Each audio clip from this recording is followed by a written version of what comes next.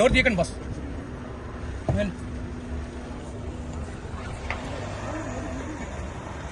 అలాగే వాళ్ళ బ్రదర్ మీద ఎలాంటి చర్యలు తీసుకున్నారు? చట్టపరమైన చర్యలు తీసుకోవడం జరుగుతుంది. అట్లా ఉండదు. అది మీరు ఇప్పుడు జస్ట్ బ్రీఫ్ ఏంటంటే ఎఫ్ఐఆర్ రిజిస్టర్ అవుతుంది. ఆ ఎఫ్ఐఆర్ రిజిస్టర్ అయిన దాని ప్రకారంగా ఇన్వెస్టిగేషన్ ప్రొసీడింగ్ లో భాగంగా అప్రహెన్షన్స్ అవుతాయి. వాళ్ళ కన్ఫెషన్స్ బేస్ అయ్యో లేకపోతే రికవరీస్ బేస్ అయ్యి ఫర్దర్ సెక్షన్స్ యాడ్ అవుతాయి.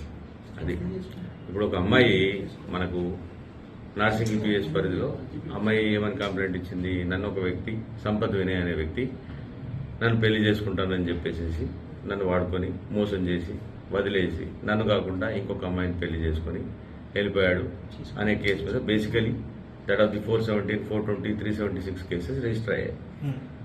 ఆ ఇన్వెస్టిగేషన్ క్రమంలో భాగంగా అట్టి వ్యక్తి ఒక ప్రాంతంలో ఉన్నాడని చెప్పి తెలిసి ఇన్వెస్టిగేటింగ్ ఆఫీసర్ అక్కడికి వెళ్ళగా ఆ క్రమంలో అతని దగ్గర కొంత గాంజా కూడా ఉన్నట్టు తెలిసింది.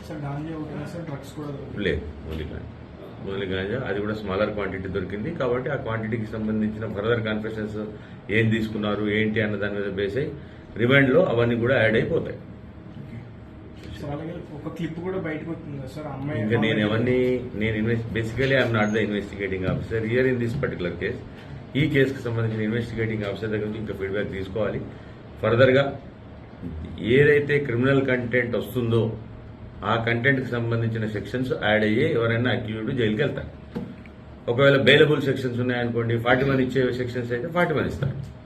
అది 7 సంవత్సరాల నేరానికి సంబంధించిన లోపలగా ఉండి బెయిల్ ఇవ్వదగినవి ఉంటే అవి 41 ఇచ్చి పంపించి తర్వాత ఫర్దర్ ఛార్జ్ షీట్ వేస్తారు. 7 సంవత్సరాల కంటే ఎక్కువగా ఉన్న సెక్షన్స్ అయితేనేమో డైరెక్ట్ గా రిమాండ్ వెళ్ళిపోతారు. అది ఓకే.